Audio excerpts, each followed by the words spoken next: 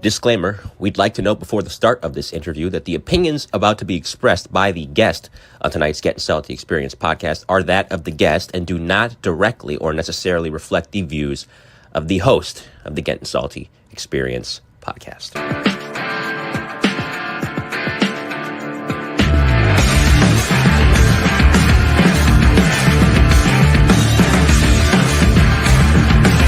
Put the fucking fire out! You're listening to the Gettin Salty Experience podcast. Hello! And hello is right. We got the firehouse kitchen table here.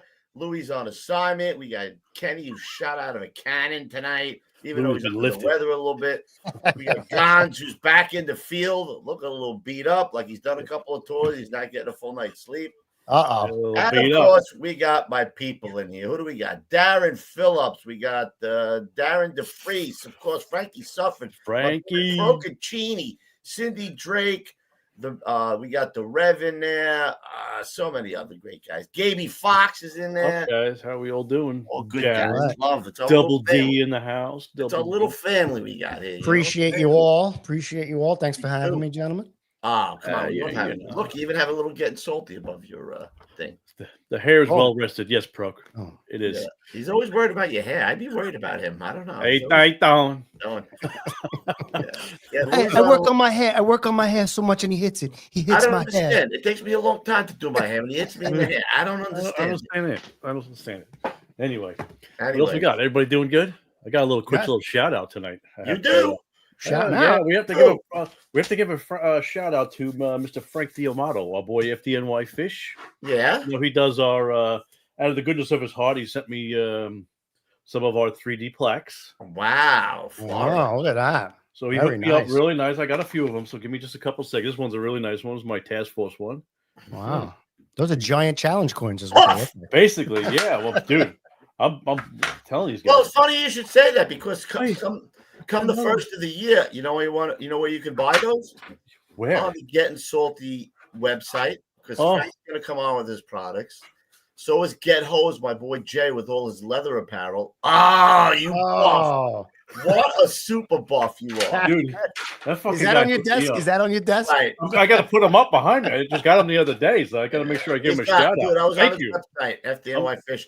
Anyway, you're going to be able to go to our website, hit a thing. It's going to bring you right to him, and you get a 20% off Gettin Salty coupon. You know how that shit all is. those products. We're going to be the Amazon of the fire world, bro. That's what we're going to be. We're reinventing ourselves come January 1st, just to let you know. Amazon or Temu? Yeah, you know what? I don't know. I'm gonna go with Amazon. I'm not too sure about the Temu yet. You know, those Asians. Is it Asia? Come from Asia, I think. Temu, or is it India? Yeah, I don't know. I think it's China. I'm not sure. But that's what I was gonna say. I thought it was a China thing too, but yeah, it is. I don't know. Chinese. Those damn Asians. You know what happens? You know, you marry one, and then God knows what goes on. You know. Yeah. Anywho, all right, man. What do we got? We got to play a couple of commercials, but anything else, Kenny? How you been? You feeling a little under the weather, right? A little bit. You know, little chest thing going around, but I'm all right. I got my little hot toddy with me tonight. With a little Theraflu, and I'm good to go. No worries. Oh, you got to go nice Nini on tonight, bro. That and the Theraflu. Oh, yeah. Now you might fall on the show. How many inches of snow did you get? We probably only got 3 or 4 of like slushy snow. It wasn't that bad. Ready? Guys, how many inches you get down there? -1. You did. It got below the 70s the other night. I was like, ooh, that's crazy, bro. Where's my jacket? I was just at my son's track meet, freezing my nuts off, bro. Like in the bleachers, I'm like, this sucks, man. Track? He's running? Still running track and outdoor track. Yes, I'm like, why? Kate, isn't there a gymnasium indoor? We can run it indoors or something. This is indoor season. I don't know I don't know what the fuck they're doing out long. This is teeth chattering season. Is what the hell this is. All right, let's get to the commercial really quick so we can get our man in here. All right, we got Armor Tough. Let's get those guys in here. Armor Tic Tac Tough, my man Vince. Vince, here we go. Firehouse floors take a beating. Rigs rolling in, gear drop down, chemicals and spills every single day. That's why departments nationwide are choosing Armor Tough. Armor Tough epoxy floors are built for fire stations. Slip resistant, chemical resistant, easy to clean, and tough enough to handle anything the job throws at them. It's more than just a floor. It's a safer, sharper, and more professional foundation for your house. And here's the bonus. Armor Tough is an authorized dealer for Groves. So if gear racks, PPE extractors, or dryers are what you're after, you'll find them here. Heavy discounts apply for Gettin' Salty listeners. So install an Armor Tough floor and get Groves products at dealer cost. Armor Tough. Built for firefighters. Built to last. Wonderbar. What else you got? We got our best of us. Are you The ready? best of us. The right. best of us. Yes, here we go. Looking for an insightful and entertaining salute to the fire service for the whole family? Check out The Best of Us, a feature-length documentary about volunteer firefighting. A rural Wisconsin community deals with death, family, and generational transitions through a series of house and barn fires, car crashes, and home visits told through the eyes of the volunteer fire department. Now available on Amazon, Tubi, and a variety of other streaming services. Also, check out thebestofusfilm.com. Excellent. Let's Check that out. Let's roll the membership really quick. Listen, here's a great little stocking stuff for the membership. $4.99 a month, bro. You get all that extra content. Ask the guys in the chat. We had a new guy in here tonight. We didn't. I was going to say, yes, welcome to all of our new $4.99 a month. That is a holiday discount right there. You know what I'm saying, Getty? Heavy discounts. Get Salty member. Heavy discounts. discounts. More than that for his hair gel, for crying out loud. You know? You ain't lying, but it's expensive. Sorry, I had to mute my phone. All right, here we go. Looking to take your love for the fire service to the next level? Then join the Gettin' Salty Experience YouTube Premium Membership Club, where the stories burn hotter and the history runs deeper. As a member, you'll unlock exclusive content you won't find anywhere else, from History with Hashagen, where we dive into legendary FDNY fires and the men who fought them, to feature-length documentaries spotlighting the rich and gritty history of the FDNY, told the way only Gettin' Salty can.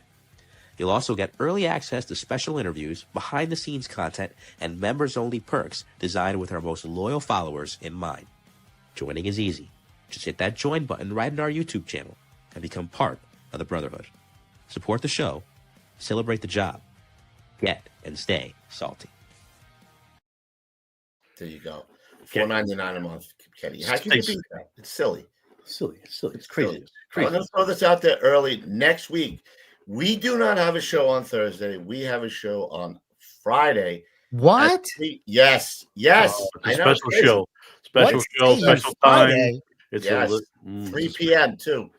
3 and you know who it is. Give him a little taste, Kenny. Give him a little taste. Let me tell you something. Why don't you guys just shut the fuck up and do your show? And that's it. How about that? Right, there you go. That's Dennis Leary. We have Dennis Leary coming on next week, 3 p.m. on the Friday, and I think we'll air it again probably the following Thursday. If we don't have a guest, we may have a guest. I don't know. We'll air it again. So if you guys want to see it, or it's there in perpetuity, you can watch it anytime you want.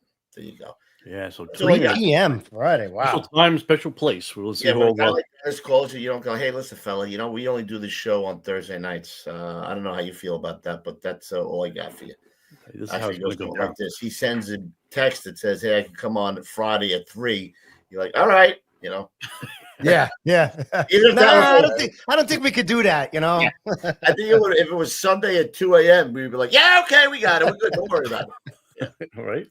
So, man. Yes, there he is. Kenny, the man of 1,000 voices from 777 Rescue Man. Thank you, Rescue Man. I try. Yeah. He tries. It's good. It's a little taste. A little All taste. Right. A little bit. Who wants to bring him in? Kenny, you bring him in. You do Yeah. it. I don't want to say your name wrong. Yeah, you want me to do it? You do it. It's your show. You do it. Just I call wrote it down phonetically.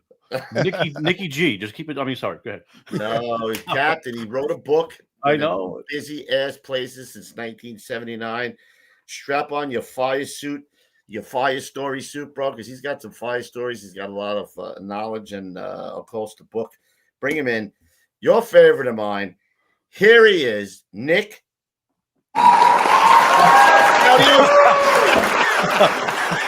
Gaudiosi. Very good. Not Gaudiosi, right, Kenny? Not Gaudiosi. No. As I got scolded by Pat Cleary, Gaudiosi. Pat Cleary set you straight. Come on, if the Irish guys can say my name right. And half of them are drunk into saying your name right out loud. Might help. Yeah. Shit. Before we dive right into the captain's career, which is lengthy, bro, let's get patriotic as this is the greatest country in the history of the world. Yes. Here we go. I pledge allegiance to the flag of the United States of America and to the republic for which it stands, one nation, under God, indivisible, with liberty and justice for all.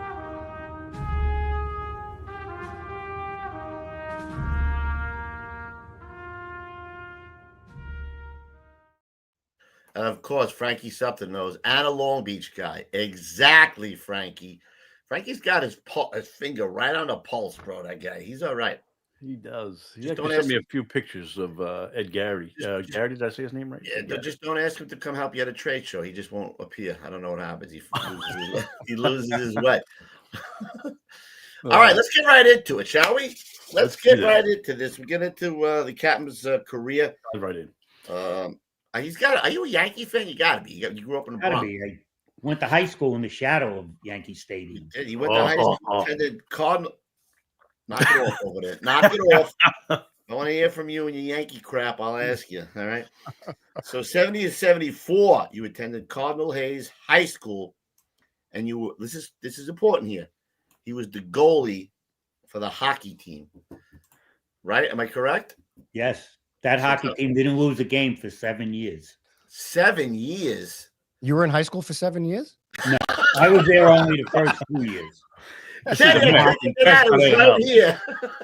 sorry. Captain. I expected, no problem. This is the kitchen I table, played the right, first Gettin? 2, and then 5 years after I left, still, that's a good program. Nice. They weren't calling you Nicky the Strainer, that's for sure, right? You were like a pasta strainer. Yeah. Nothing was getting by you, right, bro? Had a good team in front of me.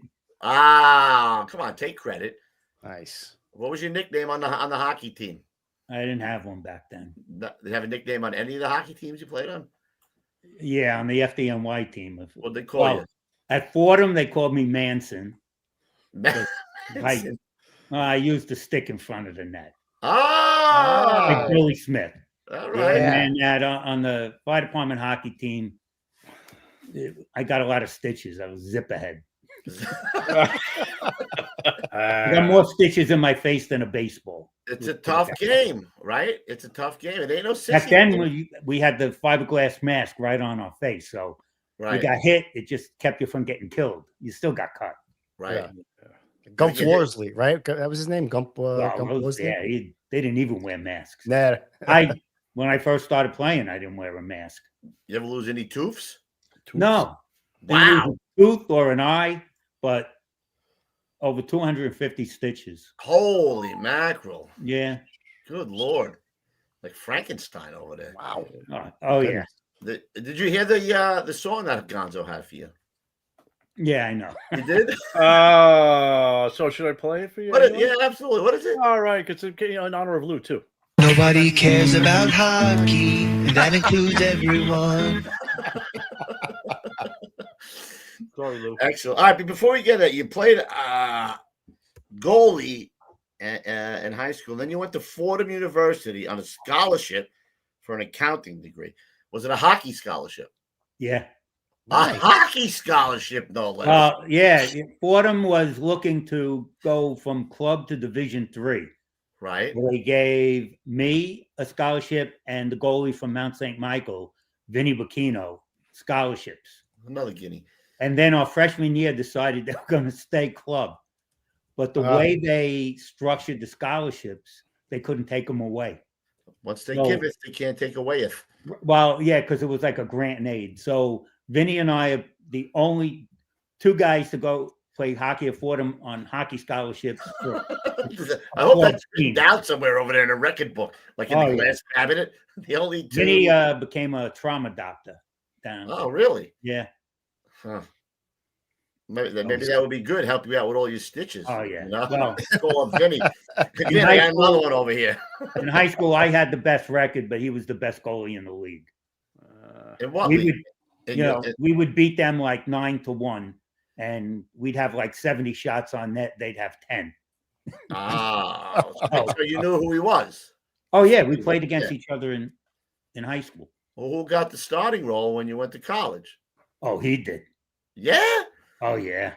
Come on. He was the best goalie in the Metropolitan League, and we had a terrible team. All right. Vinny was good. You both got scholarships as goalies to Fordham? Oh, wow. Yeah, because starting and backup. Yeah, well, because they wanted to go Division III. Yeah. And they figured that would get us there, and then we would backstop and go from there. Yeah. And then they yanked the money away, and then it was a club team. How was your record there? Mine? Not too bad. I didn't play much. How was the team's record? Not too good. We had one good year where we were doing really well, and they found out one of our better players was ineligible. So we had to forfeit all those games. Oh, that sucks. Yeah, and that sunk the season. Where did you start playing? Where did you play hockey in the Bronx? At Cardinal Hayes, we practiced at right by Yankee Stadium. There was an outdoor rink.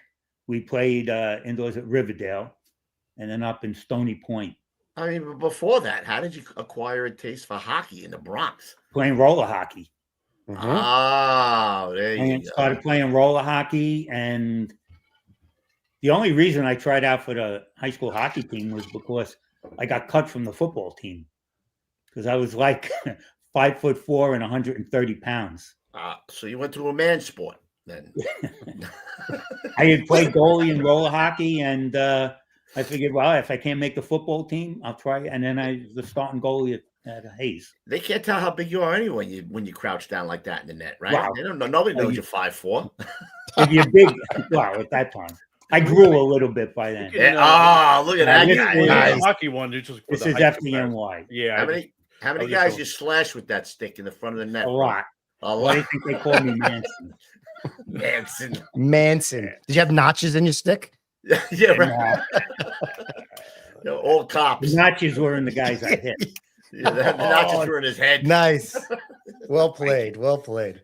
If you talk to anybody I played with, I got in more fights than anybody, and I was the goalie. As a goalie? Yeah. You were throwing the gloves as a goalie. Yeah, it was a little wired.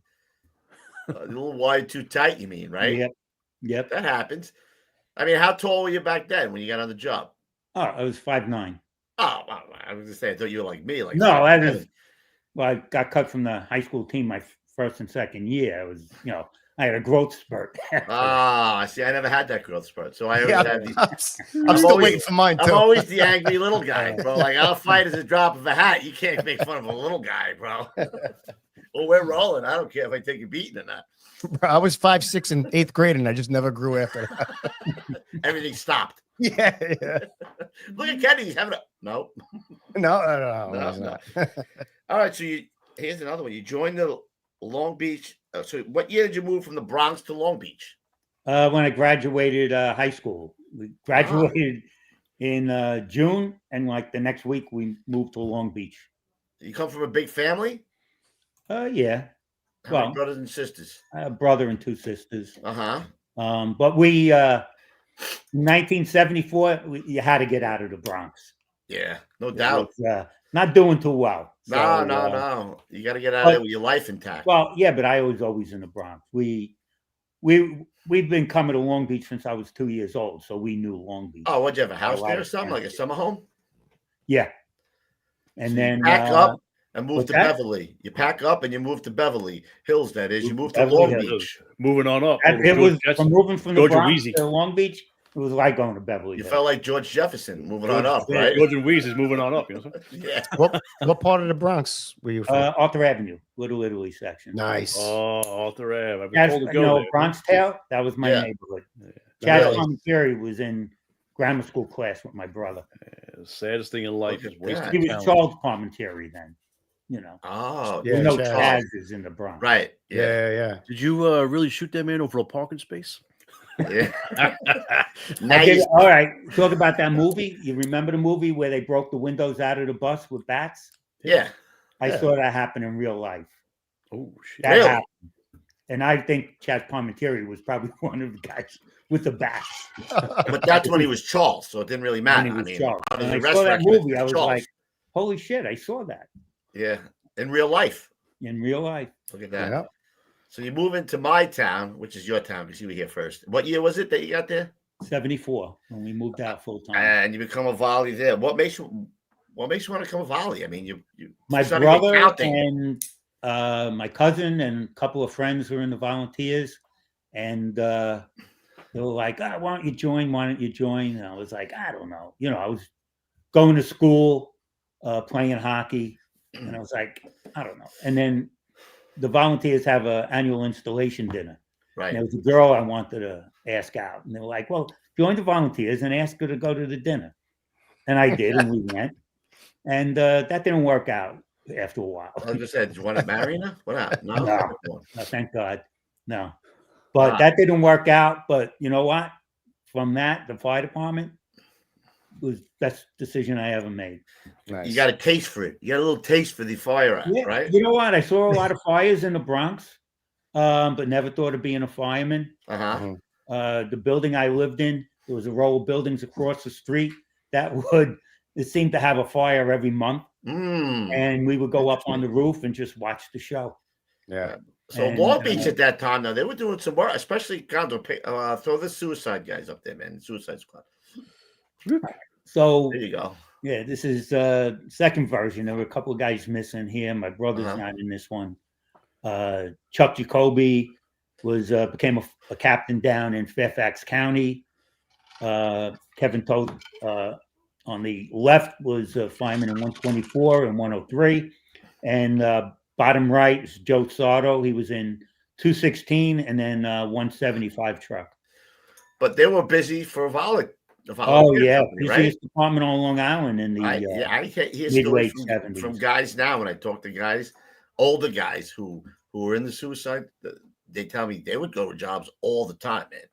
We would hang out in the firehouse. Yeah, they still go to a lot of jobs around here for Long Beach for volley. Were they part paid like they are now? Or it was all volley. Yeah, no, they're at that time there were about 20 paid firefighters, but they didn't go in. It was straight line to the front door and then hand it to us. Really? Yeah. Wow. The paid fireman didn't go in. The Suicide Squad because we would do a lot of stupid things. Right. I was going to ask you how you actually got that name, Suicide Squad. All right. The one of the paid lieutenants in Long Beach, Wilbur Sykes, we were rolling into a fire and he yelled, "Look out, here comes the Suicide Squad," meaning it as an insult to us. And you were like, "Yeah, that's right." Oh, when we heard that, we were like, "Yeah, that's like we'll take it." We owned it. So that's when I painted the skull with the helmet on it on the side of the rig. They still have it. I still see it now. Suicide Squad. Yeah. So now, if the rig would roll up, would paid guys already be there and a rig full of volleys roll up like after? Yeah. Yeah. Okay. They would roll out of the Central Firehouse at headquarters in Long Beach. I got to give it time out here. And listen, I have a lot of friends on the paid guys. They're really good guys. I can't tell you how many times I see the volleys ripping down Park Avenue, and then all of a sudden I see the doors opening in the paid house. These guys are sitting there in the paid house, and the volleys are already tearing ass down Park Avenue. I'm like, you guys better reevaluate here or something, bro. You know. It's different. Yeah, it's different. I don't know how they work together. It's got to be. No, they don't work together. It's even now. Yeah. It's never been good. Interesting.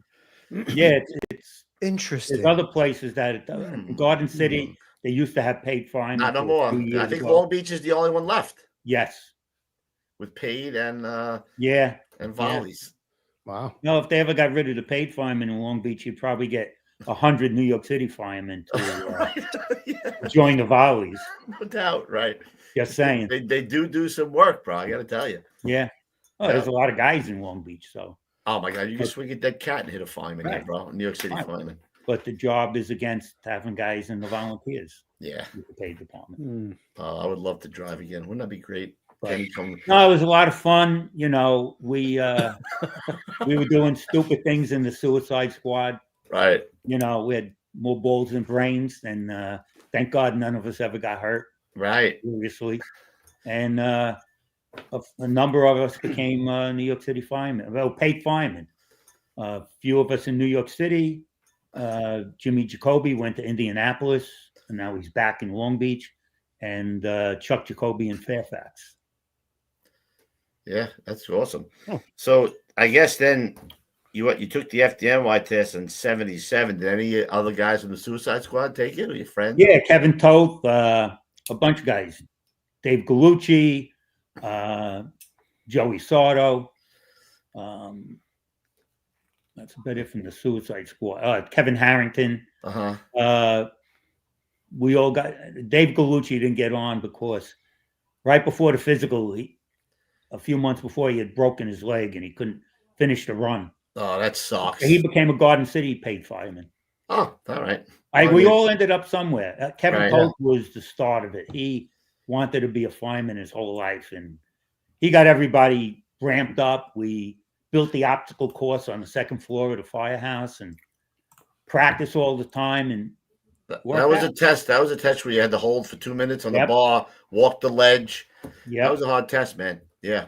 Well, was there a wall? The wall was there. You had to get over the wall. The wall. 2 walls. Get over the wall. Climb over an 8-foot wall. Yeah. A standing broad jump, the ledge walk, an arm hang, dummy carry, hand grip thing. Yeah.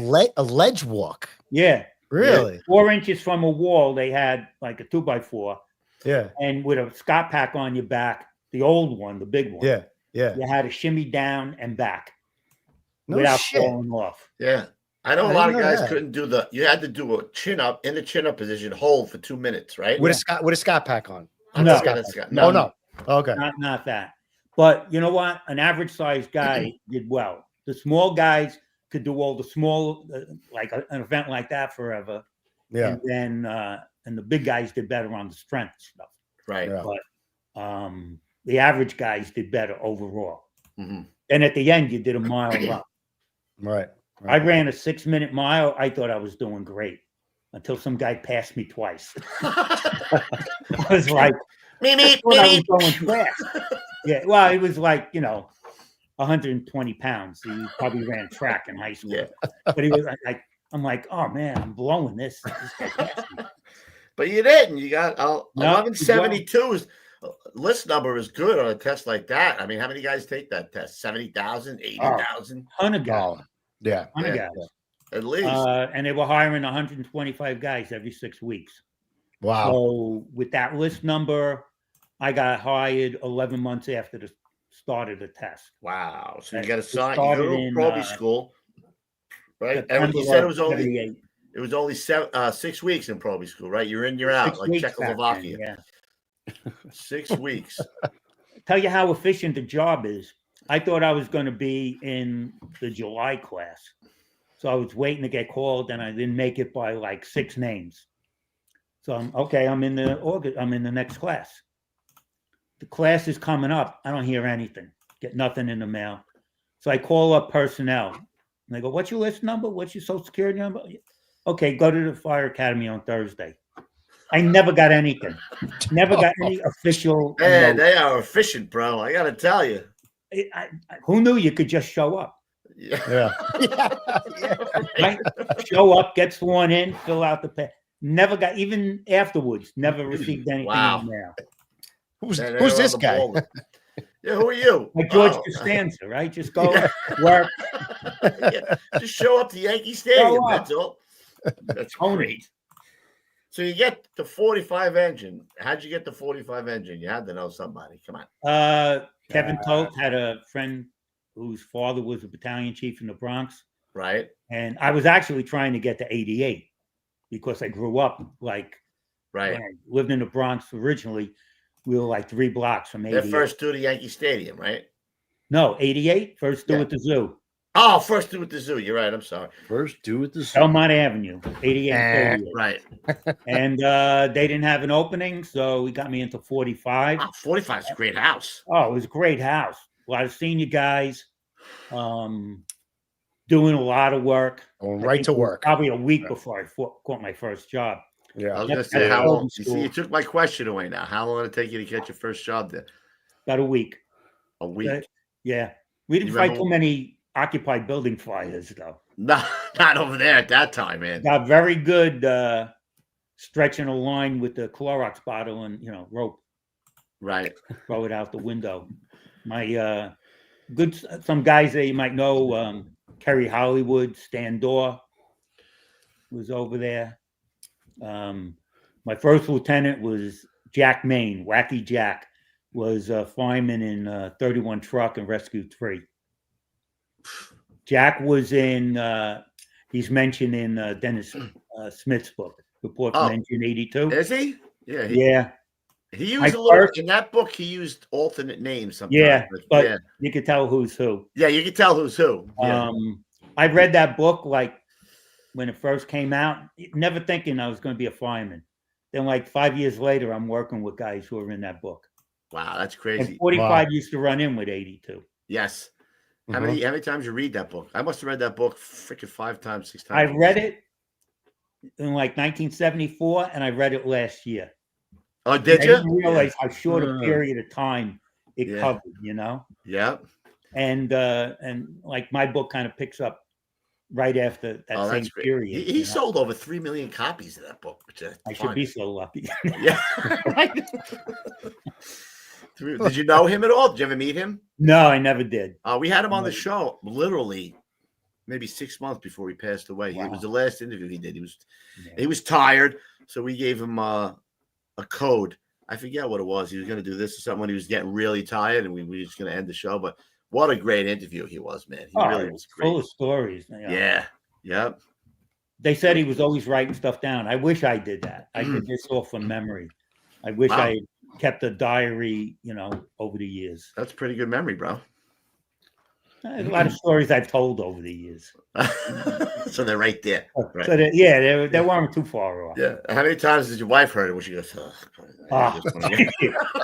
right? Yeah. Every time I tell my story, I can see my wife go like with one of these, like, oh my God, I've heard this story like 8,000 times. She could tell it, right?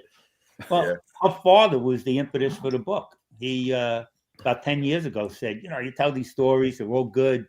They love to hear them, but nobody's going to remember them. You should write these down. And then I started just freehand writing stuff. And then just, you know, after it was all freehand, then took some time, put it on the computer. And then during COVID, went back and brushed it up. And then when did it come out? September 8th. This year. September 8th? Yeah. Gonzo, put the link up there. I know we're a little ahead of it, but still, I want to get out and get it. Well, let me put I have the book here. Hold on. Fireman's Life for Me. That's a great title for a book, man. Well, I paraphrased Peter Pan. You know, Pirate's Life. It's a Pirate's Life for Me, right? I thought that. I was going to say that. Yeah. They sing in Peter Pan. Yeah. I don't want to grow up. I don't want to grow up. Right. I'm a Toys R Us kid. What fireman does. I wish we could stay on the job forever, right? Oh, man. Right? You know the old story. Fireman standing there. Kid says, Mister, when I grow up, I want to be a fireman. And the guy says, can't do both. It's true, right? Exactly. No. That's one great thing about being a fireman. We can write books, we can do podcasts, we can become actors and all sorts of stuff. We have so many stories and fun stuff to talk about that this is what's great about it. Yeah. Yeah. You know, and we have a lot of similar, everybody has a lot of similar stories, but I think it's more the people you work with, you know. Listen, I know they always say same circus, different clowns, but still, every story is unique in some ways. Just so friggin' funny. Yeah. Yeah. You know what? If you think never back get old, man. Of all the guys you work with and who did what, I mean, in 7 Truck, we had a lawyer, we had an architect, we had a local 3 electrician, we had, you know, guys in all the trades. And then, I mean, at one time I went to a dentist in Garden City. He was in 53 engine. He was a dentist. Doc. Yeah, I mean, guys are doing everything, right? I mean, look at Rob Brown. I mean, he does the, but he was a fireman. He was a lieutenant in 41. Jimmy Slevin, who is, you know, head of the UFA. Jimmy's from 7 Truck. He's a lawyer. Yeah, he was in my Probie class, Jimmy Slevin. Yeah, he's a smart one. Yeah, there's a lot of smart guys on the job. Isn't it amazing? I want to do a show called Second Job Bob, where I bring in firemen. I bring in firemen who have like crazy. Because I was in the squad with a kid Scotty Burek, who went on to be a Hollywood stuntman, and he's got a huge business now in Hollywood. So stuff like that's real interesting, man. That's a shirt, bro. Yeah. Which one? I think the one you just said. Second job, Bob. Second job, Bob. So, oh my God, guys do everything. They really do. I mean, it's crazy. Law school. I've had some decent side jobs too. Some fun stuff. Yeah. Oh, but you had other jobs too that were great. Yeah. Good stuff. So I just bought the book. We're good. Nice. Seven Rescue Man. Bing, you need the bell every time somebody buys a book. You hear the bell. There you go. We're gonna hoo-ah! Get out there and buy that book, baby. I'm gonna buy mine tonight as soon as I hang up. The good stocking stuffer.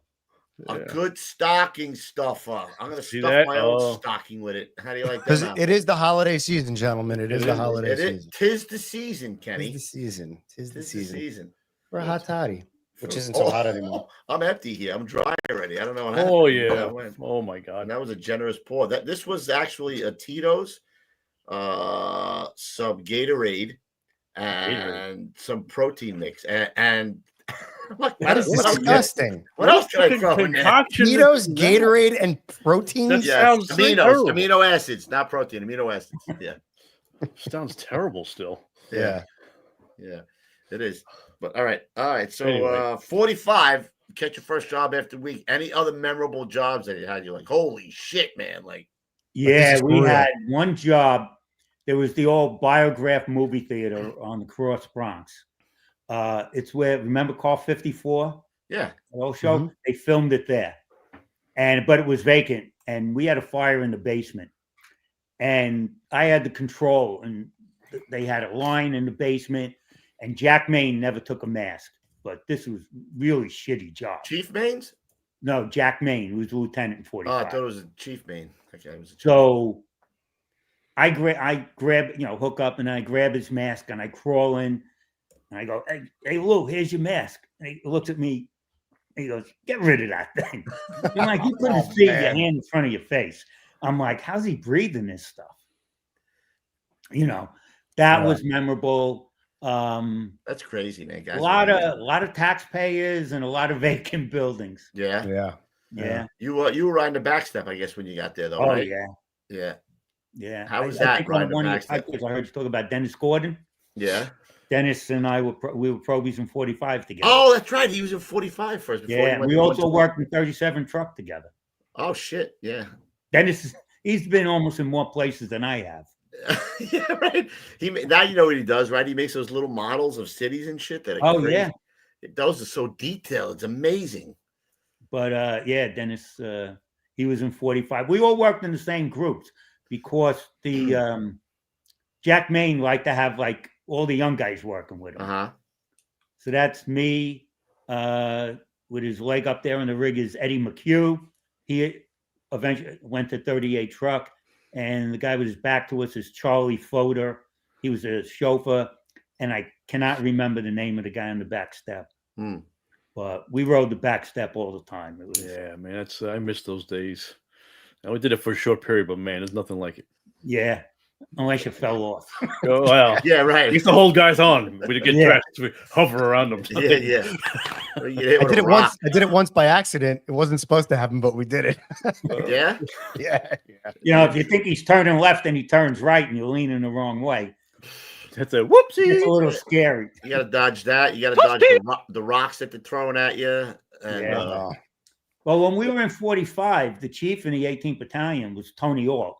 His daughter was the supermodel, Carol Alt. Get out of here. No shit. Yeah. Wow. She was married to Ron Greshner. Yes.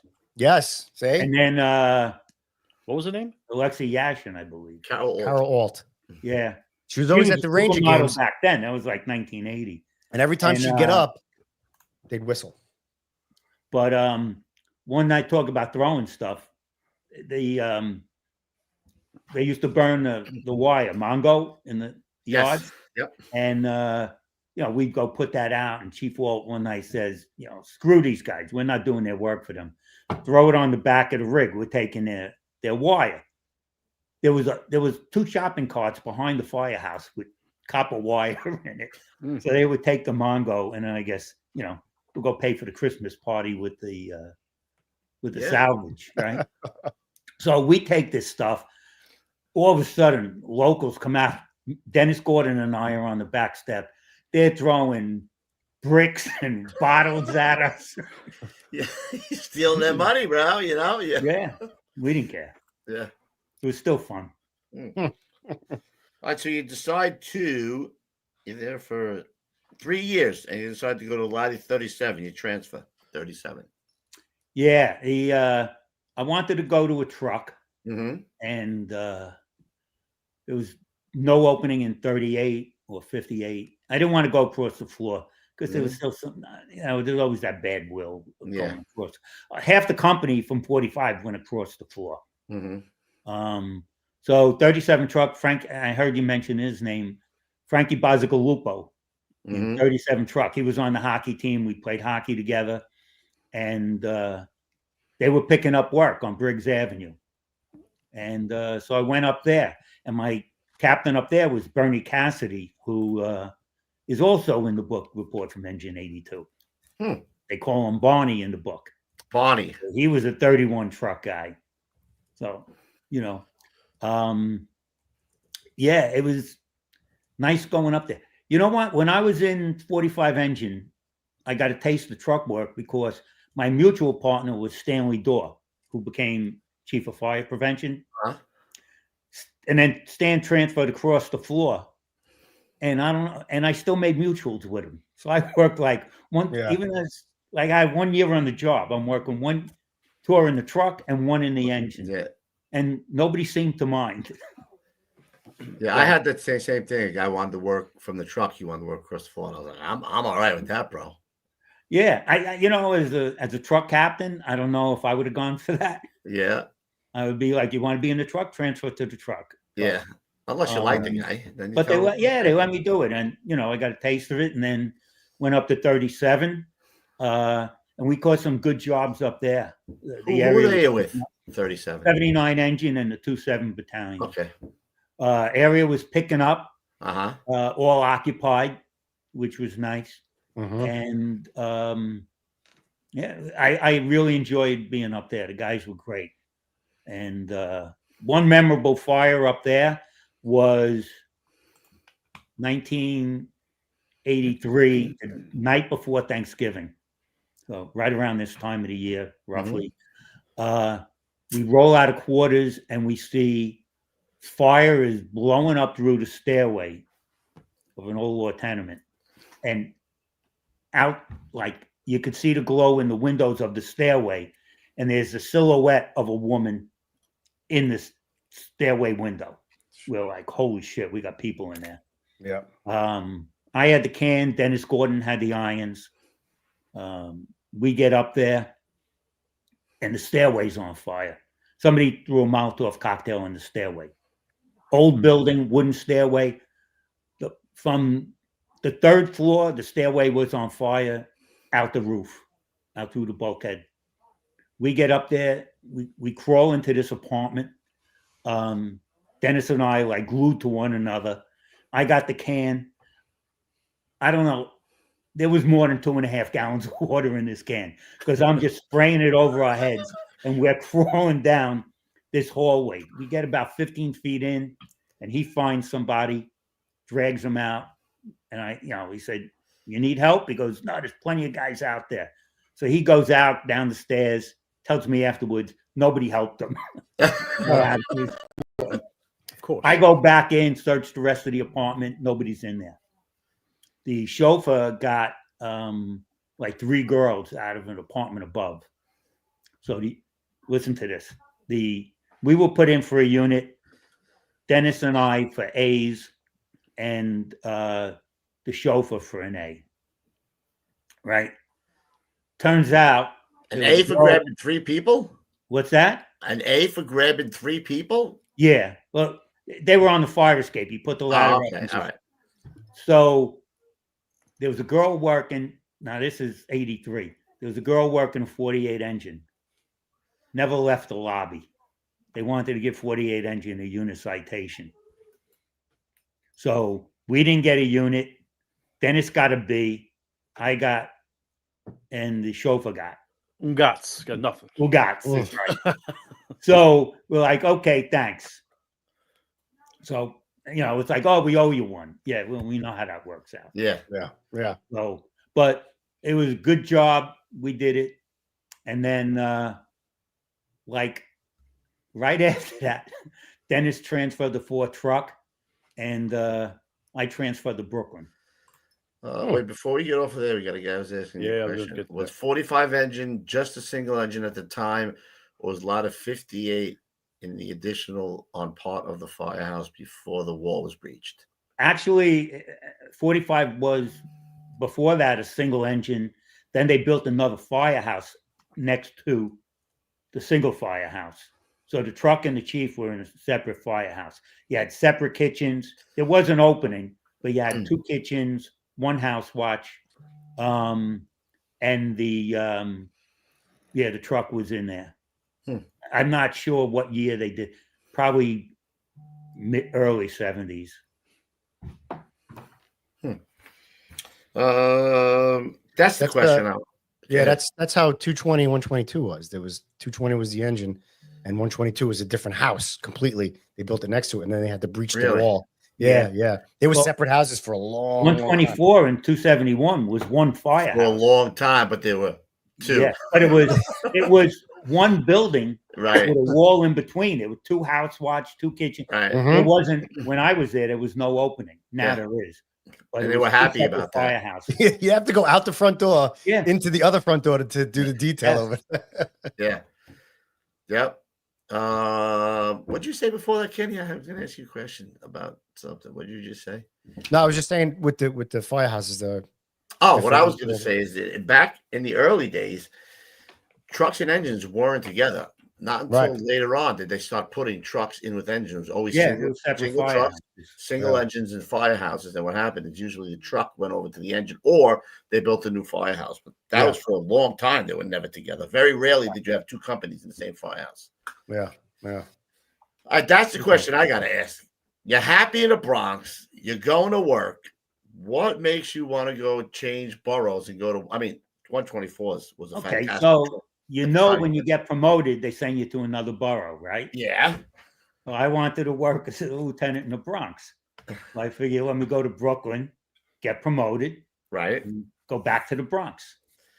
How do you wind up in ladder 124, which is one of the busiest trucks at that time?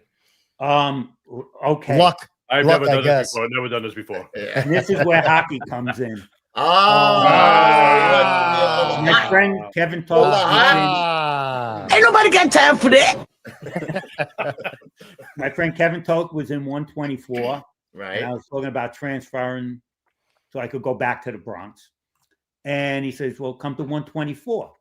And this is in January of 84.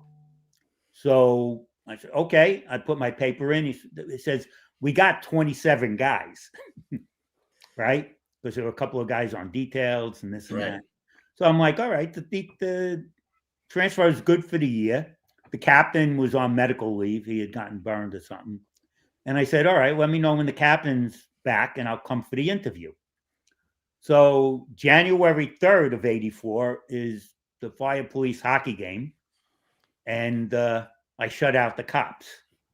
And then on 124 of 84, I get a phone call from my lieutenant in 37 truck and says, you've been transferred to 124 truck. I was like, get out of here. He's like, no, I'm not kidding. I'm like, oh, shit. I never got a chance to talk to the captain. You never told the captain of what? No, the captain wasn't back yet. Was it Carlson at the time? Or no, it was George Walthall. Okay. So did you tell the guys in 37 that you were putting a paper in, or no? You didn't? Well, yeah, the captain has to sign it. Right. Oh, so right. And I told him, I said, I like the Bronx. I want to work in the Bronx. All right. So I do that. I go to 124 and a couple of guys, Joe Geraghty and Patty Lee, helped me unload my stuff from my car when I get there. And they said, so you spoke to the captain, right? And I said, no, I didn't get a chance. And they go, ooh. I'm like, oh, this is going to be fun. And I worked there probably 2 weeks at least before the captain came back. And the first time back, he's up in the office working same tour, and a champ come up to the office, and he called everybody champ, but it wasn't like a term of endearment. Right. It's like fucko. Hey, fucko. Fine. A champ come up to the office, and I was like, and he goes, it's customary that you talk to the captain before. I said, hey, Cap, I knew you were on. I was waiting for you to get back. I go, I was like the 29th guy on the roster. Who knew? Right. I don't know if the hockey thing had anything to do with it, but it just kind of happened at the same time. Coincidentally. I didn't give my paper to anybody. I didn't have a rabbi. I didn't have, so it's the only thing I could think of. Did you get a lot of shit from the guys or the bosses or anybody? No, because I knew Kevin, and I had like 4.5 years on the job by then, and I was like, hey, just let me prove myself. It's like I just want to work here, and it took a while. The captain kept me in his groups, right. But it took a while, and I said, I don't have anybody. I didn't give my paper to anybody. Just, let me do my job. And we got along great. Yep. There you go. There's a Tonka trunk, baby. That's like 86 when Bobby Speck got a medal. Who's the Good lieutenant? Group of guys. Very senior. Who's the lieutenant there? Dickie Hurst on the left and Ed Herding on the right. Did you get teased about that name by any chance? Dickie Hurst? Sure he did. He had already gotten. He was a flyman Dickie in Hurts. 124. He was working in the 14th Division. I forget which company. Now, back then, the engine and the truck didn't really get along. Did anybody from the engine go across the floor of the truck, or that was a few guys. Johnny Hesselblad, John Roque, just a couple. A few of the guys went over to 112. Richie Beanstein, Mike Sorrentino, Bobby Albanese. They went to from 271 to 112. Yeah, 112 is a great company too, man. Oh yeah. You know what? Back then, you did battalion details and overtime. So the chiefs in the 2-8 at the time, Eddie Borst, Lenny Eberline, Bill Bennett, and Joe DiBernardo, they wanted the truck guys to work in the truck. So it was like if we got overtime or detailed from 124, most of the time we were working in 112. Right. So the companies got, we were going to fires together and you were working back and forth. So you really got to know the guys like one company. There was no citywide detailing then anyway. It was only in the battalion, right? Yeah. Right. Yeah. You get sent over to 206 for a night off or something.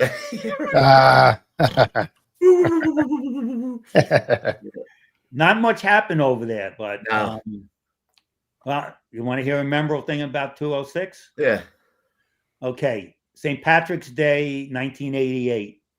I'm working the day tour, and I had a guy made a mutual with me for the night tour. This guy, Chris Abrams, who was on like his third last chance with the job. Oof. So they go over, the company goes over that night because the guy in 206 was retiring, had like 35 years on the job, and they never did anything over there. Right. So he was retiring. They're having a little get together. They go over with the rig. They go in and they leave this guy, Chris, in the rig to listen to the radio. 10 minutes later, the lieutenant gets called on the radio. Lou, you better come outside. Somebody shot the windows out of the rig. They're like, oh, it's so quiet over there. It's like, and it's like, what? So they go out. Now, the chauffeur parked the rig facing one way, and now it's facing the other way. And there's a dent in the back. So the chauffeur goes, all right, we'll figure this out. They walk around to the front of the rig. The jacks are back at a 45-degree angle. There's no windows in the rig, and it's full of bricks. What the fuck? The chauffeur goes, I'm out of this. I got nothing to do with this. So he says somebody shot the windows out. Oh, who shot the windows? It's full of bricks. So they're standing there trying to figure out what to do. They get a battalion to come there. And one guy in 206 looks down the block, and just down the block from 206 was a beer distributor. Right. And the guy goes, you know, I don't ever remember a bay door being there. So they go over there. It wasn't a bay door. The rig went through there. The guy tried to make a K-turn with the rig. They figured this out finally. The rig is up against the curb. He floors it. It jumps, goes through the building, like into the building. He backs it out. That's all the bricks, and then pulls up in front of the firehouse. So the chief, Eddie Boss, says, "Somebody get in there and make sure there's nobody under the rubble." Thankfully, there wasn't. But all right, so this guy probably dead now, but they call for the doctor. You know, Dr. Jones comes and says, he looks fine. Chief goes, I want a blood test and a urine test, because if he's fine, he's fine. If he's not, he's not. The blood test, we find out later, comes back 0.23. They're like, how's this guy standing? He was also coked up. So the lieutenant was worried about getting bounced out of there. But he was from 124, this guy? Yeah. Wow. That's dope. Well, he got sent to us as like his last chance. For the captain to keep an eye on him. That's where they send him, to 124? Wow. Right. Like you get punished to a great company. Well, he got kicked out of a few places. But that was it. You know, he got fired after that. There's no more chances. He wasn't from 206, was he? No. There were a few people over there. Do you remember a guy over there named Monsees? Yes. You do? He was stalking Michelle Marsh. He was nuts. Well, he was stalking an anchor woman on Channel 2. Yeah. You know who he was? He was my cousin. Swear to God. He went yeah, they took him out of the firehouse. Yeah, he's nuts. He used to throw flower pots at guys coming in on the fucking night tour. Really? Yeah, he totally lost his mind. And that's fucking crazy. He wound up being homeless, and he died on the subways, actually. Wow. And this guy's your cousin? Or was your cousin? He was my cousin. Yeah, I can't tell you how many nights he would stay over my house. I mean, he was always a little nutty, a little crazy, but he got on the job. Went off. My mother's probably watching, saying, "You shouldn't mention that on the show." But everybody knew that guy because he was. Well, everybody knew the story because how many guys get like taken out of the firehouse? Yeah, he got right. He got taken out of the firehouse. Yep. Jeez. He was certifiably nuts, man. Yeah. Nuts. Oh, I'm sure he's not the only certifiably nuts. Listen, I got a couple of screws loose up here, bro. Yeah. There's a long list of guys. Yeah, no doubt. Yeah. But no, 124 was a great place to work. A lot of senior guys. They taught you. They treated you, really good. Guys had a ton of experience. Worked a lot with guy Bobby Stanton there. He was the senior man. Bobby was huge, big guy. And I would have the can, he would have the irons. And he'd be like, just stay behind me, kid. He was like a shield. Throwing into the row frames. I don't think I ever saw him use the irons. He just either kicked manhandled the door. With his hip. Yeah. Nice. And but learned a lot, kept my mouth shut and just learned from these guys. Yeah. Yeah. That's a great house, man. Great house. A lot of work, a lot of fun, a lot of laughs. Yeah. And then we formed a study group. I was just going to lead into that. Pick up the picture of that study group because a couple of heavy hitters in there. But there you go. Tony Lipari in the middle actually was one of my lieutenants in 7 Truck when I was captain of 7. But smart guys, good firemen. And like I said, we studied, for the 3 tests, probably over, probably from 84 to 96. I don't know. Wow. Like 12 years right. Studying together. So Mavaro went to chief. Anybody go higher than that? Bobby Albanese was a chief in safety. Richie Beanstein was made deputy. Tony Lipari made battalion chief. Vinny Mavaro, battalion chief. John Roque, battalion chief. And myself and Mike Sorrentino, we were left on the 1996 Chiefs list. We the next two guys to get promoted. That didn't get promoted. No shit. Yeah. Missed it by the list, Damn. That close. The last guy promoted was a quarter point ahead of us. Really? Oh, my God. Yeah. You know what you needed? You needed a woman behind you or something. That way you make sure they got to you. Well, Jay Jonas was a couple of names ahead of me. Jay used to always call me up and say, "What do you hear? What do you hear?" Yeah. You know, because they're going to get to you. He goes, "That's the word. They're going to get to you. And if I'm ahead of you, they're going to get to me." That's where you needed the letter from the rabbi, right? Yeah. Well, long story short, I think I'm alive because I didn't get promoted. Well, that's a good thing, right? You're here on our show. Otherwise, because I was a captain on 9/11 and not a battalion chief. Right. Well, I'm glad you're here anyway. So, even though we said your name wrong, that's fine. That's all right. Somebody asked, Frankie was asking about Bobby Fody. Did you work with Bobby Fody? Yes, Bobby was fireman in 7 truck. Yeah. Okay, that's what I thought. There you go. One of our loyal guys. All right, so you finally do get promoted, and you go to the 4-9 Division 14. My plans were to get promoted, go back to the Bronx that I put in for. So the fire department, in its infinite wisdom, sends me to the 14th Division, which pretty much everybody who got promoted out of 124 went to the 14th Division, except John Roque. He went to the 15th.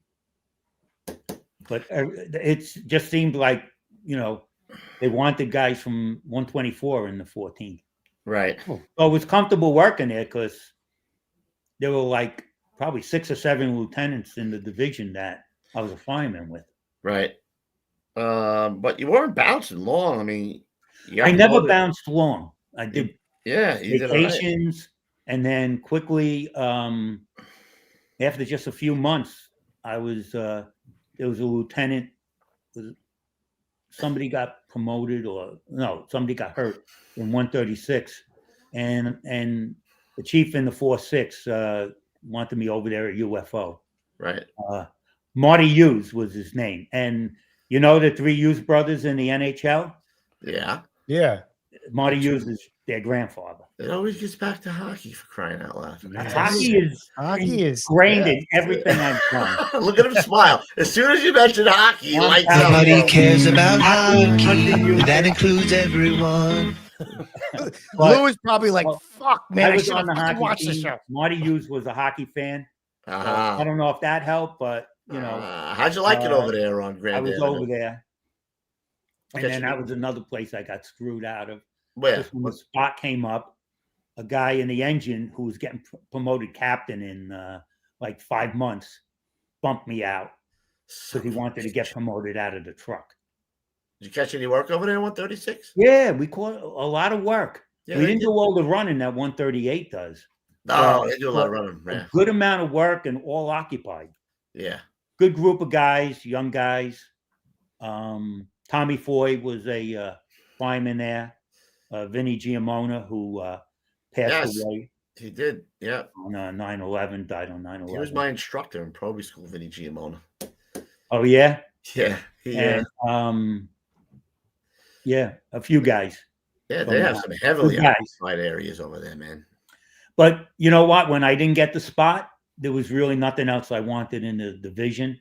Right. I said, I'm going back to the Bronx. So you transferred to Battalion 19, Division 7 up to the Bronx. Right. A lot of good companies, So, didn't have to wait on one company. Right. And, filled in all good companies. And then didn't take long. 38 truck, there was a lieutenant out. And I got there at UFO. And then, son of a bitch, somebody bumped you out of there. All right. Again. I didn't know anybody. So, this is when I was a lieutenant there, probably around 90, 91. Who are they in with? 38. 88. 88. Oh, 38, 88, right. Yeah, in the 18th Battalion. Was Timmy Kelly up there? Timmy Kelly was there. John Keenan was the captain. Mike Probie was a lieutenant. Right. Billy Galligan. In the engine, you had Tough Timmy Gallagher.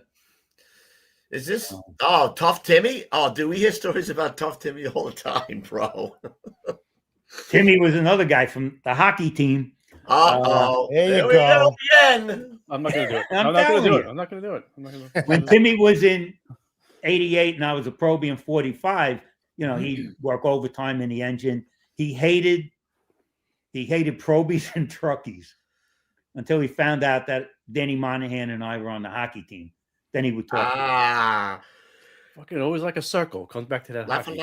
I'm telling you, it's ingrained in the whole career. Yeah, so all these years you're bouncing, you're going this, that, and you're playing on the hockey team the whole time, right? Yeah. Yeah. There's one certainty that takes place every time. There's one factor, and that is the hockey team. Man, you know what? Because you got guys on the hockey team from every borough. Right. So this is 1988. We played while you were still on Boston hockey, Fire Department at the old Boston Garden. And that's beat me their in the ass? middle.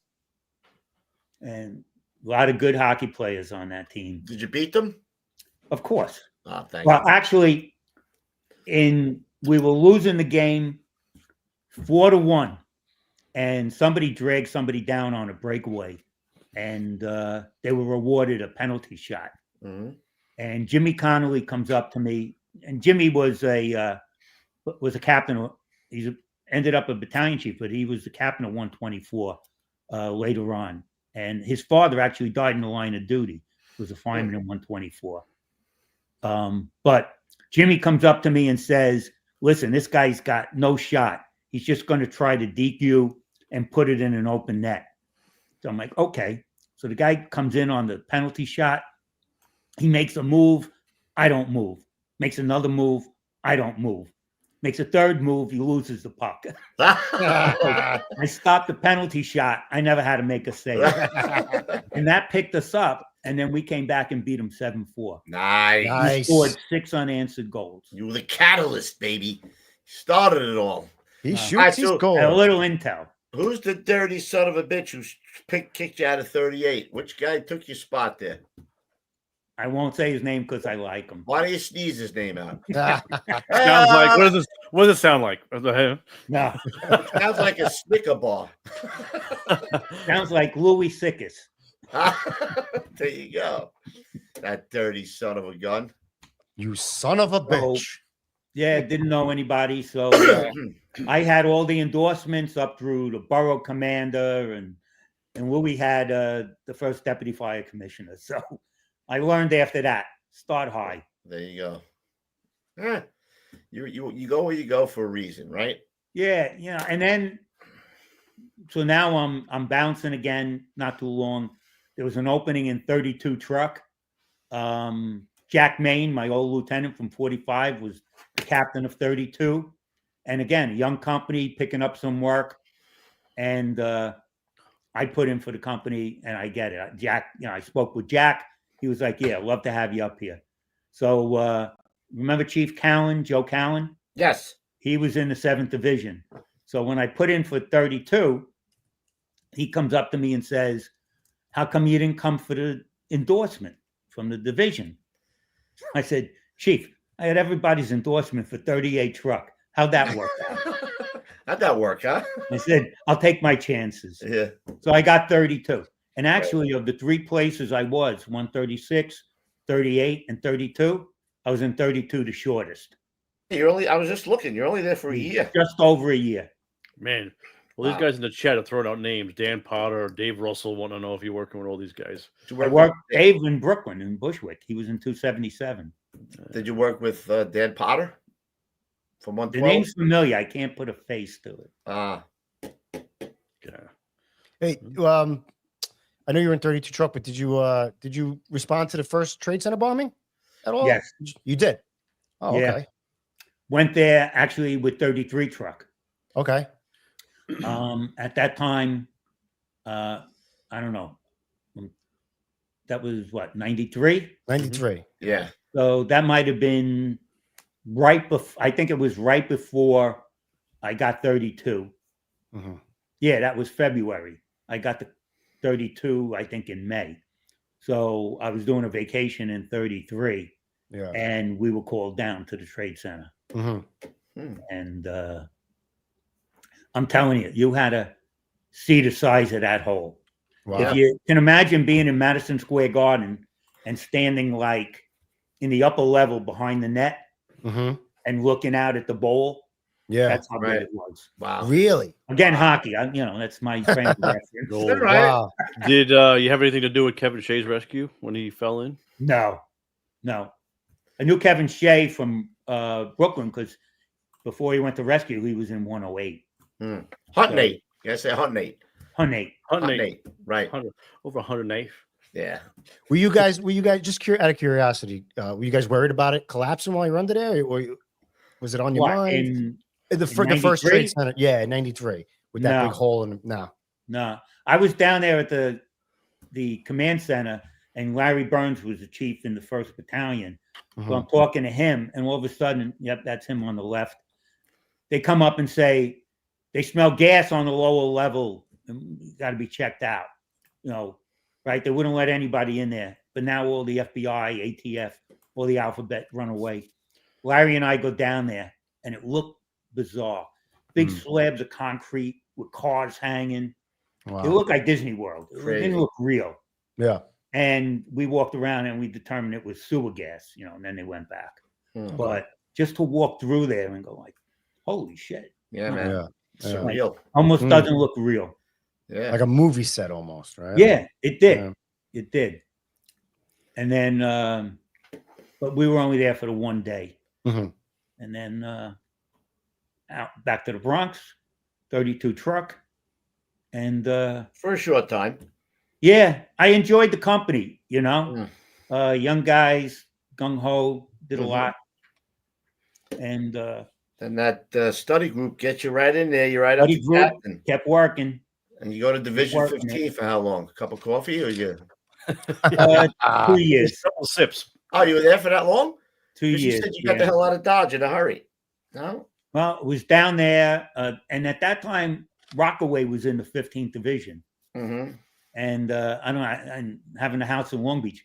I get a call from the Division 8. He says, hey, would you do us a favor and do the vacations in Rockaway for the summer?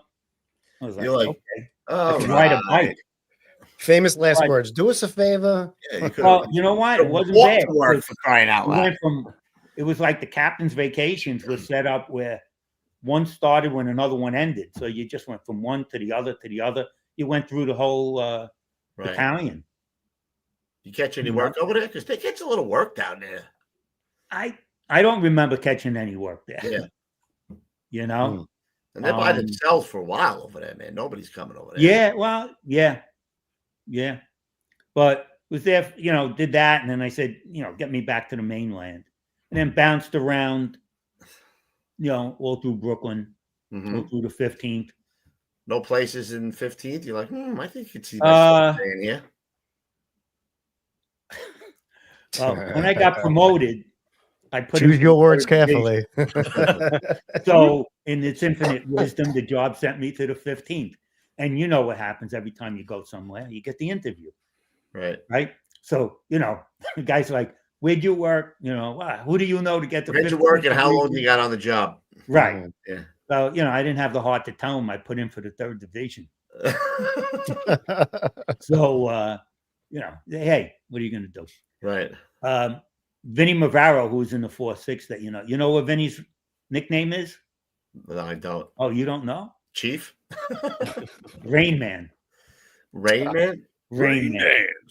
Because when we took the lieutenant's test in 86, we walked out of the test and we're standing on the sidewalk, and Vinny is scanning the street. And we go, Vin, what happened? He goes, I have no idea where my car is. And we find out he got a 98 on the lieutenant's test. Oh, man. So we go, oh, he's Rain Man. So he's been Rain Man ever since. There you go. I know he's like a weird dresser, right? Like he would wear like crazy sneakers. When Vinny got promoted lieutenant, and he was in 112, he got promoted out of 112. He said, everywhere you go, they give you this interview. The chauffeur is, like prodding you. He goes, so I tell him, out of Probie School, they sent me to a firehouse. I transferred to the boats to study. Then when I got promoted lieutenant, I went back to the boats. I don't want to work in a firehouse. Nice. I got promoted captain, and he goes, he could see the chauffeur's hands, knuckles getting white on the steering wheel. This guy. And, everybody's trying to impress him. Vinny's going the opposite way. He's like, I'm not impressing him. Yeah, that's great. But yeah, so, a lot of funny guys. I don't know why he didn't like the squad so much, but hey, whatever. So you finally do get transferred to Division 3 and the UFO in 16. Yeah, I was teaching from 93. Larry Burns got me involved in teaching the fire safety director's class. Mm-hmm. And I was like, I'm from the Bronx and Bushwick. I don't know anything about high-rise buildings. He's like, yeah, we'll teach you. Don't worry about it. So I transferred to the 3rd Division as I intended when I got promoted. And that's when there was the fatal fire in Rockaway, the Williams fire. Right. And Al Hay was he was the captain of 16. And he was doing the fatal fire investigation. But he asked me to be UFO there. I was UFO there for a few months. And then, and that was a time when Eddie Geraghty asked me to go out and help him with back to basics in 96. So went out figuring I was going to be there for a couple of weeks when I was going to be SA in the division. Figure, why bounce around all over the place? I'll give you a couple of weeks. Right. And then a couple of weeks turned into a year at the Rock. I worked with Eddie as his XO for a few months. And then they asked me to be the training coordinator at the Rock. Did you work with Hank? Was Hank Molay down there? I know the name. He was from Rescue 1. I think he worked on the back to basics with you. It might have been after me. But, he remembers you. That's where he remembers you from, because he was friends with Eddie Geraghty. All right. Yeah, it was me and Eddie, Billy Burke, who died on 9/11. Yeah. Was the captain of 21 Engine at the time. John Hughes was there. A lot of good guys. Stevie Geraghty. And we changed Probie School. We had to, make it more hands-on. Because that was around the time of the fire with Probie died, Tom Wiley. And they were spending too much time on extraneous stuff like BI and, not that it's not important, but not at the expense of hands-on stuff. I was actually asking about BI and what your thoughts were. It's not the bread and butter.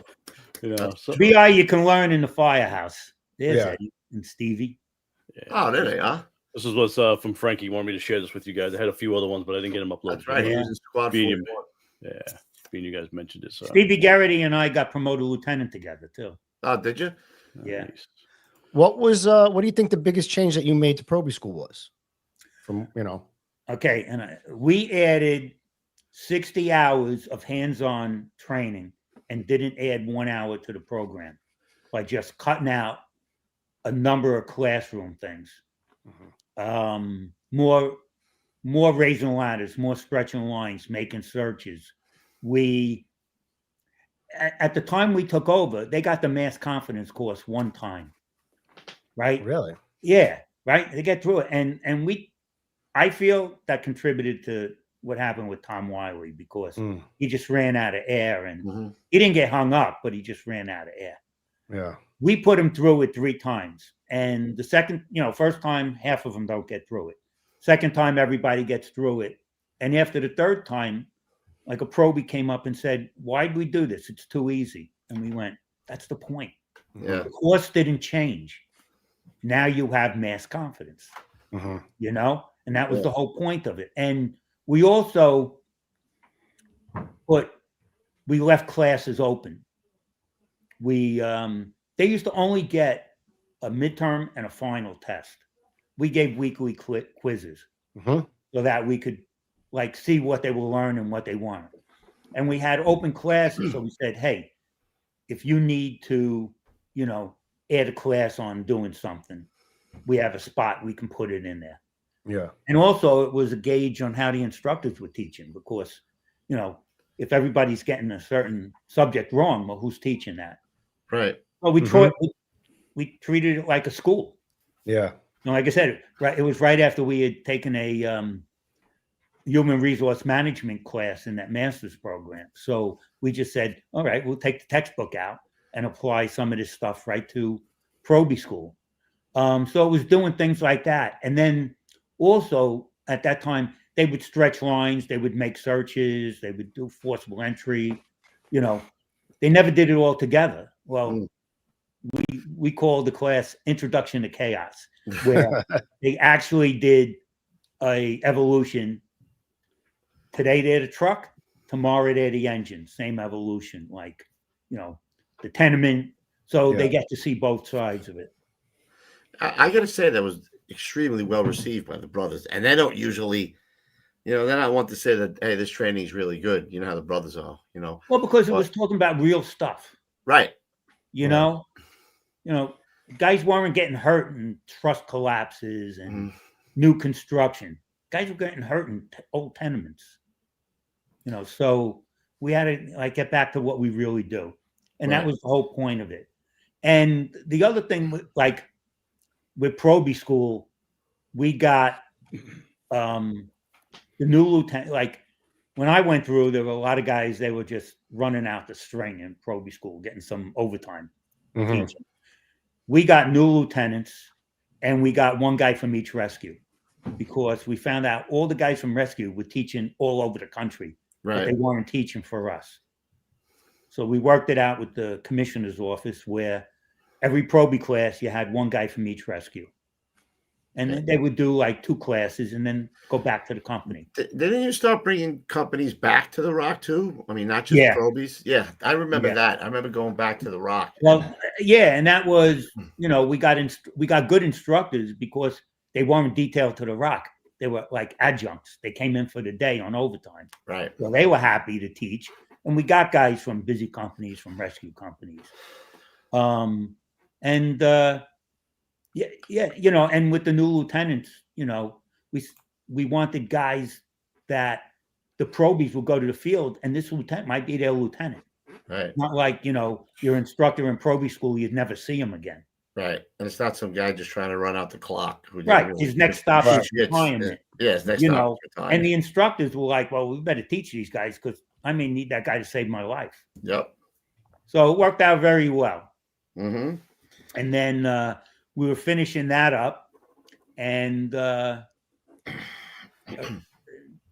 like I was looking to get out of there, and Jimmy Manahan, who was the captain of 7 truck, got promoted battalion chief, and I learned my lesson. See, I was asked by the commissioner to go to the Rock and work with Eddie and do the training coordinator. So now I knew somebody. So Jimmy Manahan got promoted. There was a promotion ceremony one day, and as Commissioner Von Essen was leaving, I said, Commissioner, can I talk to you for a second? And he said, okay, what company do you want? Wasn't he a 38 truck guy? No, 42. 42 truck, right. Tommy Fitzpatrick was from 38. Ah, okay. So I go, 7 truck. And his response was, is it open? I go, yeah, it's open. I said, I'm not asking you to lift the guy. Yeah. So he goes, okay, no problem. So that worked out for me. Yeah. Now I knew somebody. And I knew the house, you know, from being in 16 for a few months. Right. And Tony Lipari, I knew from Brooklyn. So he was a lieutenant in 7 truck. And John Moran, who ended up dying on 9/11, was captain of the engine. Some good guys in there. Yeah, he wound up being SOC chief, I think, John Moran, didn't he? John Moran, yeah, he was. I remember being in BC somewhere. I think he's a Rockaway guy. Another Rockaway guy. See that? Yeah. Hockey and Long Beach. That's what I'm talking about. Really quick before we go back to the academy, I know you wanted to share the story about these the little unique history of FDNY. This was later on when I was in charge of the construction of the new fire academy. Okay, my mistake. I jumped the gun a little. My bad. We'll come back to that. Wait on? Okay, we'll wait. That's why we have a timeline. But I heard fire academy and it's got me thinking of it. Yeah, it kind of bounced back and forth. That's after this one, guys. 97, you went to ladder 7, and then 99, you got detailed for 6 months to the OEM as assistant project manager for the Y2K planning. Because that I know. It was going to end. Planes falling out of the sky, everything turning off. And you want to know something? I always thought, even back then, like, why don't they just take a computer in May and change the date and see what happens? Right? Too simple. But right then, nobody knew what was going to happen. So Giuliani said, hey, the city's got to run no matter what. So we were working there. John Hughes, who was from the fire academy with Back to Basics and Probie School, and he was in the master's degree program with us. We had taken emergency management. We had done some things, and John was the project manager. He was a deputy commissioner at OEM, and he asked me to come and give him a hand for 6 months. I got a partial list. These are some of the guys that were in that master's degree program from 96 to 98. You might know some of the names, and I don't have all of them. Eddie Geraghty, Eddie Coletta, Eddie Moriarty, all the Eddies. Mike Galla, Richie Tobin, Charlie Blake, Steve King, John McCormick, Mike Cronin, Jimmy Hodgins.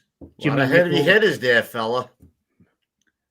And John, a lot of good guys. It was like a 25-man study group, because from the first day we said, you know what? There's no number one on this list. We could all get A's. Right. And Jimmy Nichols was actually our valedictorian.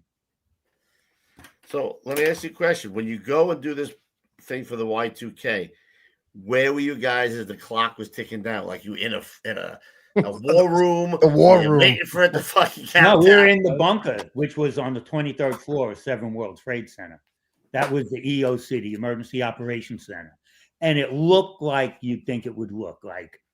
Seats for all the agencies, big screens everywhere, could get all the cameras throughout the city. It was impressive. It really was. John Hughes actually was in charge of putting that together at OEM. So he knew it like the back. When nothing happens, you're like... Was everybody quiet at midnight, like waiting for the countdown? Yeah. 3, 2, 1. We had West Nile. Let's go get a beer. We had a snowstorm. We had a almost transit strike. So there were other things going on. Right. And we were doing all these plans with the city agencies. So we activated like 3 nights before New Year's. And just getting used to 12-hour shifts, which the cops and firemen, we could sleep anywhere, right? So we knew how to work. The people who were like civilians, they couldn't deal with it. They were like up too long, wouldn't go to sleep. After 3 days, they were fried. But, we would handle it. So now, it's New Year's. Well, New Year's hits Australia before it hits us. Right. So we're tracking stuff around the world. And we're seeing, all right, nothing's happening. There's not much going on. Except somebody gets, I don't know how they found this out, that some West African nation lost power. So Jerry Hauer, who was a big fire buff, tells somebody. Oh, was it? Oh, yeah. Wow. Contact the embassy, the U.S. embassy in that country, find out what's going on. I don't know who did it, but somebody calls them up. They get like the ambassador on the phone. And they go like, we understand the power's out in the country, And he goes, do you know where I am? He goes, Power goes out power in goes 5 out minutes. all the time. It's like, and hangs up. So it's like nothing to do with Y2K. It runs on one generator out there. Yeah, right. What is the thing they put outside firehouses? Like they had this, I don't even know, like a big box with something they put outside of certain firehouses on the walls. You remember what they were? No. I don't know if they were like power things where they could get a generator. Maybe they were. Maybe the transfer switches Transfer switch? where they could plug a generator in. Right. Probably a I transfer don't know. switch. But so now, we're going, nothing's going on, nothing's falling out of the sky. All right. Excuse me. And we're watching everything. We're waiting for the ball to drop. And, big nothing. Big nothing burger. Well, let me back up a second. The night before, so December 30th, we're in there, we're activated like 11, 12 o'clock at night. A cop comes up to the podium and he says, listen, guys, don't say anything, but a guy just pulled a tractor trailer in front of the building, got out and walked away. And now we're thinking, Oklahoma City. We're thinking, oh my God, like somebody going to blow up the EOC? So they get the bomb dogs, they get everybody there. Like a half an hour later, he comes back. He goes, no, it's nothing. The guy was delivering a load of furniture and got lost. So he pulled over to go make a phone call. Oh. And we're like, okay. So then the next night, they shut the area down. Nobody could get near him. But we're like, oh, this is real, Who is this? Don't forget the Phil Paul story about him accidentally. Yes, I'm getting to that. That's So now, the night of New Year's Eve, nothing's happening, blah, blah, blah. We watch the ball drop. And like a second after New Year's, all the lights go out in the EOC. Everything. Boom. Total blackness. There was an audible gasp. It was like, oh my God, this is it. What happened was Phil Paul, who was a battalion chief, was detailed to OEM with the watch command. It was like dispatch. The EOC had light switches that were like settings, 1, 2, 3, with different, highlights, medium lights. Well, he leaned against it with his butt and pressed all 4 switches at once and shorted out the EOC. Is that a fat ass? Do you know Phil? Whoops. No. I would imagine he's not coming on the show now he either. He shorted out the EOC. So there was this gasp. Everybody's going, oh my God, it's Y2K. No, it was Phil Paul. It's Phil's ass. Ray Lynch, who was a fireman from 82 or 31, he was detailed to OEM. He knew where all the switches was, so he got the lights turned back on. And then it was nothing, I worked trying to find the bathroom light. light. What the fuck is which light? Which switch is this? Yeah. Oh, sorry. Then it was just partying from then on in. All right, break out the booze. All Let's right, go. Let's go get Happy a beer. New Year. It was after that. It was like, all right, we got nothing to worry about now. Yeah. So, we didn't celebrate. The city was probably like, we spent all this fucking money on overtime for I don't nothing. even want to ask how much spent all the money on, a lot of new computers and all this other stuff. But the plans we put together actually were dusted off on 9/11, a year later on 9/11. All those city agencies that were displaced had contingency plans. Because even when we were working with them, there were some resistant agencies that were like, listen, I don't buy this Y2K stuff. I don't think, it's going to be the end of the world. And I said, I agree with you. It isn't, but this is New York. Stuff happens. Water mains break, transit strikes, fire. If there was a fire in your building and you couldn't work in your office, what are you going to do? And then they kind of got it. So we weren't putting together Y2K plans. We were putting together, contingency plans, business continuity plans. So worked there another month, closing stuff up, and then went back to the firehouse. Oh, but when did you get detailed? 99, 2000 of August. You went to the Rock again. Yeah, I go back to the firehouse. When they thought you were out, they bring you back in. Exactly. So in like August of 2000, they were getting ready to get going full bore on the new fire academy. And they decided, we can't do it at Fort Taunton because they couldn't get clear title to the land. And they're like, we're not building a fire academy and then they yank it out from under us. Yeah. You know? So they said, we'll just do it at the Rock.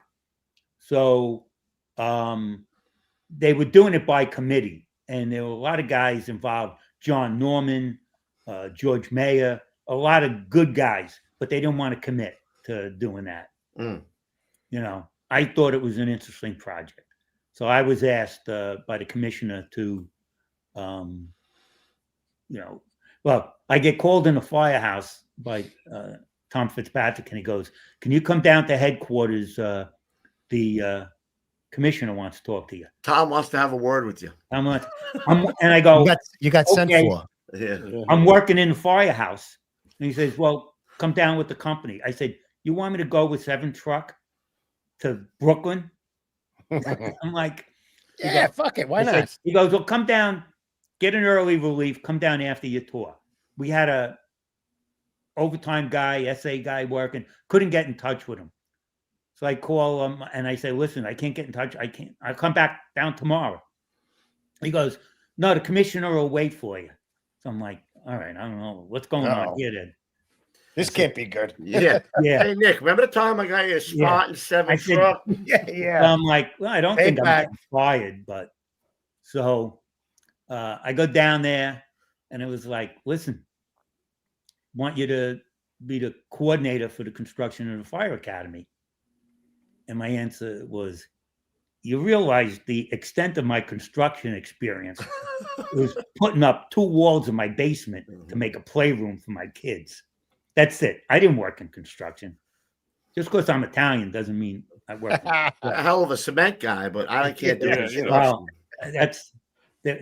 I got to know cement. They were calling me Captain Concrete at the Rock. I always had concrete on my shoes. But cement shoes are here. Cement shoes. Yeah. But so yeah, I go out to the fire academy. I'm working with the construction guys. I'm working with the architects designing the buildings. Now I saw a series on the fire academy. Interesting. So that subway building, I designed that building. Did you? And the propane burn building. So I learned a lot, and I learned to read blueprints, asked a lot of questions. Listen, I got to ask this question, and it's not a disparity against you, but how does Tom Von Essen sit down and say, "Hey, we're building a new academy"? Aha! I know who we should get. Let's get that guy who gave a spot in 7 truck to. Of course, I was at the Rock with Probie School and the training coordinator, and his answer to me when I said I don't have any construction experience was, "But you know how we train. We need to build the buildings so that we can train the way we train." Because, you know, any construction job that was done by the city, it's like DCAS took it over, and when you got it, you didn't recognize it. Yeah. Once DCAS when I was at 32 truck, they were doing the bathrooms over and the kitchen over in the firehouse. When I got there, it had been going on for a year already. Yeah. One of the lieutenants transferred out because he couldn't take it anymore. I walked into, and this is the DCAS jobs. I walk into the office at 32 truck. They got the bathroom framed out. There's the slab poured for the shower. There's no hole for the drain. What the hell is it? And there's an extension cord that runs in one side and out the other. I'm like, who does this stuff? The tile work in the kitchen, if you pick the spot in the corner and follow the tile around, it was off by a full tile. It was like a spiral. This is the work they did. And they charge the city $8 million or something. Yeah. You know? Well, when I got to the fire academy, at that time, there was an article in the paper. They were building a school in the Bronx. It was supposed to cost like $16 million. It ended up costing $32 million. Yep. I highlighted that stuff. And the quote I highlighted was, "We don't know where the money went." I do. Right? So they built this school. They probably didn't get what they intended to get, and it cost twice as much. Yep. So I gave that to every architect and engineer and said, "We are not doing this." I said, "The fire department gets one shot at this. it's not like if we screw it up, they'll do it over. Right. So there is no screw ups, and there are no. What did that wind up costing the city, Nick? We had a $54 million budget, and we didn't go over budget. It finished on time. Holy mackerel, that's crazy talk. I know, right? And we actually added more stuff to the scope of work than originally because I didn't let them waste the money. I watched every nickel. This is where my accounting degree came. All right, accounting. Right? I was like, you know, they screwed something up and they were like, oh, that's a change order. I'm like, no. We pay for change orders. Yeah. I learned what errors and omissions are. If you mess that up, we don't pay for that. Yeah. I'm telling you the stuff we found, but that's why they wanted somebody there every day. Walk the site, took pictures every day. How long did the whole thing take? I was just going to ask that, yeah. It was just about done when I left in April of 2003. So we had already opened up a number of the buildings. Oh, all right. So you got there in 2000. So 3 years. That's pretty quick. Yeah, I mean, but we hadn't even started digging holes yet and clearing ground in 2000. So that was, while that was being done and prepping it, that was all the design phase. And it went up pretty quick. Yeah.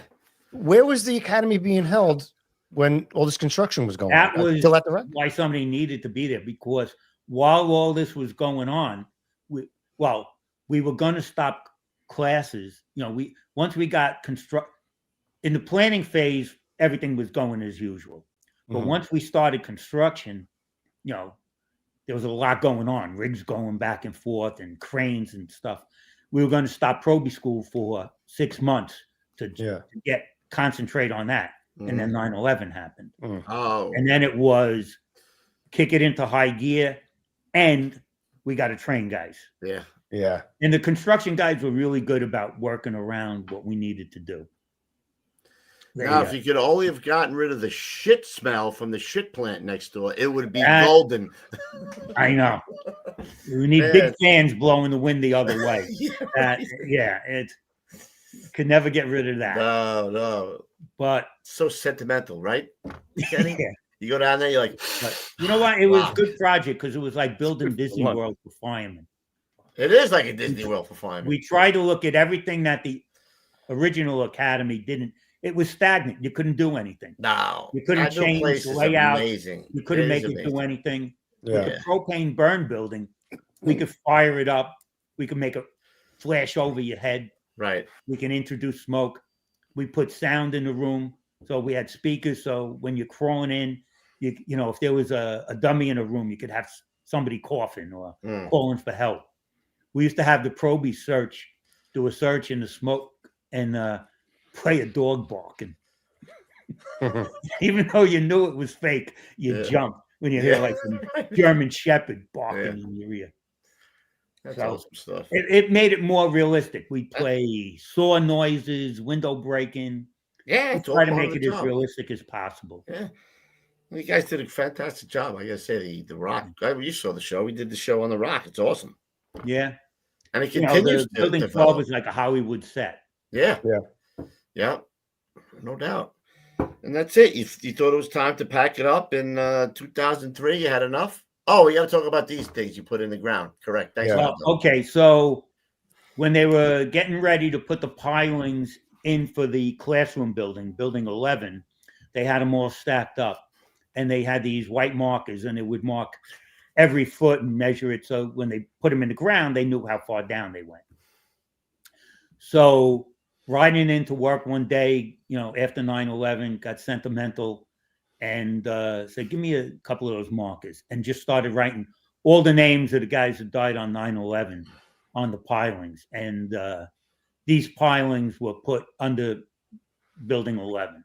So the fire department's still standing on the shoulders of these guys. First name I wrote was Eddie Geraghty. The brothers are still carrying the load. Still doing it. You know it. That's awesome. That's just for you. This one. That's great. Oh yeah, fucking Steve. Okay, I don't shine shoes no more. I'm not in training anymore. It's now Battalion 80. Let me go over a couple of the captain's post job things that he's done here. It's accomplishments. They're pretty awesome. But first, we'll go back to 1980. 1980 to 1990, he was the goaltender of the FDNY hockey team. And he never lost to the cops, to those donut-eating bastards. Never lost one game. Not one. 93 Not to one. 2003, taught fire safety director class at John Jay. 96 to 98, achieved a master's degree in protection management from John Jay. Post FDNY, the guy's still going. He's still going. He just retired recently. 03 to 06, fire and life safety consultant. Yeah. 06 to 08, head of fire life safety for Lehman Brothers. 8 to 14, head of fire life safety for Barclays Capital. And 14 to 22, head of fire life safety for Morgan Stanley. And then he's like, I got a quarter of the day. I got things to do. I got places to go. That's what he's doing now. Any grandkids now? No, not yet. How many kids you got? 2. 2 kids. None of them firemen. 35-year-old son and a 31-year-old daughter. Nobody wanted to be a fireman. My son didn't. My daughter is still pissed that I didn't make her take the test. No do-overs. What are these called? No Hindus. No.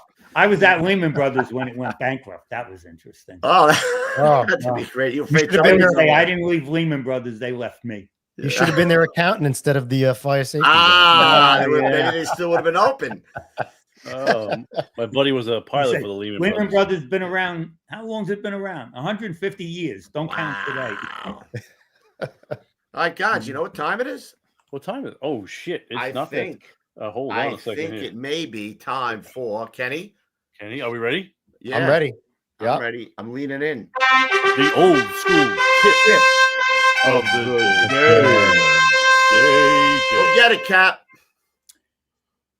You know what? Work with the guys around you and don't say no to an opportunity. That was my whole career. It's like something came up, taking a detail, you learn something, you meet other people, and it's not that you leave the firehouse forever. So you could always go for a few months and then you go back. So for a long career, I would say leave yourself open for other opportunities. Excellent. If you don't walk through the open door, you never know where it's going to lead to, my man. You know what I'm saying? I didn't listen. If you look at that career, I planned on being a fireman and studying. None of that other stuff. OEM, the fire academy, not on my brain. Working in financial companies, had no idea. When I was asked to go to Lehman Brothers, I was like, I don't want to do that. My wife was like, do it for 6 months. You could always quit. And then I liked the guys I was working with, and it worked out. And now that I've met you, we're going to have lunch in Long Beach somewhere. Yeah. Okay. As well as... He's going to avoid you like the plague. Hell no. Hell no, man. I don't got to drive nowhere. He's right here. I can walk to his house. The other thing is we have a boat trip. And first week of August, which Kenny didn't come on last time, but Oregon's open. I was out in the Grand Caymans with that fucking boat. So we have a guy who owns the John J. Harvey fireboat, and the first week of August on a Saturday, we take a cruise around the whole Manhattan Island with some cocktails and some food, and all the past guests from that year come on the show. So now you got the invite. I will look forward to it. Yes, we look forward more to that or having lunch with me. In 6'7",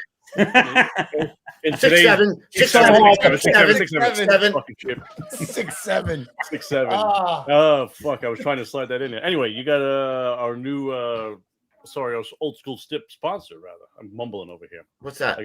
I sent you that text for the old school health and safety tip. With the old health and safety, and we have the other one. Yes, play that one first, the whole school health, and we'll put up the symposium, the mental health symposium that Chief Lieb sent me. Okay, here we go. Do it.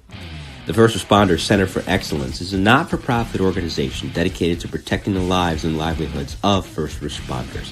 Their education and research initiatives aim to bring greater awareness and understanding to the challenges to the health, safety, and well-being of firefighters, EMS personnel, and other first responders, too. They are an affiliate of the National Fallen Firefighter Foundation. Excellent. Like I said, this symposium, mental wellness symposium, first responder center for excellence. When is it, Guns? Do we have registration ends Tuesday, 5/12/2026? I think it's sometime out in. Do we have a time? You know what? Let me pull it up. Let me look at it here because let's see. It doesn't. What in the hell is going on? Registration is actually doesn't have it on here. It's got a bunch of stuff on here. I'll put the link in the chat, and it's quite. Put the link on the chat and get over there and check it out. That's awesome. It doesn't mention times. It's got dates, but it's got the information you need. Like I said, it's right there, and I'll put it. Well, the registration ends on Tuesday, 5/12/26. So bingo. Yes. So got some time. I'll put the link in the chat. Play our last commercial from Tom at the Burn Box. Is it Burn Box? I think it's Collectors Club, buddy. That too. Same thing. That's the same thing. Same thing, but different. Here we go. We at the Gettin Salty Experience are excited to announce the launch of the New York City Collectors Club, a brand new spin-off of the FD Collectors Club dedicated exclusively to New York City firehouses. Here's the deal. No more worrying about stopping by a firehouse when the crew's out on a run, and no more rolling the dice on questionable patches and coins off eBay. With this club, everything you receive is 100% authentic, straight from New York City firehouses. And the best part? A portion of every subscription goes directly to firefighter charities each month. Now, because you're a part of the Gettin Salty podcast community, you'll get 50% off your first month. That means you can join for just $14.99. All you have to do is use the code Gettin Salty at checkout. So if you're a collector looking for something real, meaningful, and straight from the source while giving back to New York City's best and bravest, the New York City Collectors Club is for you. And does. And look, Tom sent me some stuff here. It's great. Right. Dennis Leary, what kind of Christmas gift would this make, Dennis? I don't know. It would be a fucking, it's a patch. You put it right on your fucking shoulder. Who gives a shit, huh? Come on. Makes a great Christmas gift. Comes every month. Check it out. Also, listen, if you're going to order engraved stuff on the website, you better get it in. I don't want to hear no sob stories. Hey, can you get this to me by Christmas? It's only December 20th. You think you can make it? No. Get over there. We got some new stuff. And also, let's talk about the book here a little bit before we go. This makes a great gift. I'm sending it to my wife right now so she can put it in my stocking. Tell us a little bit about the book really quick, Cap. My father-in-law gave me the idea to start putting all the stories together, and then just sat down and spent some time writing it out about 10 years ago. Mm-hmm. And really, I was just writing it for my kids. So I wrote it out, put it on the computer after Y2K, dusted it off, and went to Kinko's, printed out, 2 copies, gave it to my kids. Had a few people read it, and they encouraged me to get it published. And my son's girlfriend had a couple of books published on Amazon. She said, listen, you could get this published yourself on Amazon. And I was like, I don't know how to do that. So she did it for you. Yeah. So she said, I'll do it. I'll put it through the paces. And here we are. So if you want to hear some stories that continue after the report from Engine Company 82, pick up this book, A Fireman's Life for Me, and check out what it was like to work in the 70s and 80s up in the Bronx. The Bronx. The only borough the only borough with the Bronx. You can't say Brooklyn. All right. Don't forget, next week, no show Thursday, show on Friday. Dennis Leary. I don't know why in the world he wants to come on the show, but he's coming on this show 3 p.m. Check it out. And like I said, if you can't make it at 3 p.m., we'd love to have you, though. It'd be great to have a good turnout in the chat asking them questions. You can pick it up and watch it anytime on YouTube or Spotify or any of those things that we got. And that's all I got to say, Guns. Kenny, thank you for sitting in for Lou today. I don't know where he is, killing some poor defenseless animals. He's snowed in, isn't it? Did it snow below in Utah like crazy or some shit? I don't know. Maybe he's snowed in. I don't know. He's in Utah. Cap, Iowa. Iowa. He's in Iowa. Yeah, fucking whatever. Yeah, me too. Cap, I'll be reaching out to you. We'll do some lunch. Okay. I'll stop in the store. Yes, I'm not there, but you can stop in there. Okay. And you can see my wife or Laura or Maria, any one of them in there. And they can call me, let me know you're there, and I'll whip right over there. Okay, sounds good. All right, guys. Thanks for coming on. Thank you, guys. Thanks. Gans, you Thank do you. Great job. We will see you for the big show next Friday, 3 p.m., right here on the Getting Salty Experience podcast. All right. Until then, you know what I say. Stay low and go. Go ahead, D. It's you. You can hand it out. I know Dave. you got to wait for something, baby. What you Remember, it must be true if you heard it at the kitchen table. And lastly, thank you guys for tuning in. Remember, I don't always watch podcasts, but when I do, come on, somebody say it with me. It's I prefer the Getting Salty experience. Woo! Later, boys and girls. Peace, everyone. Have a good night.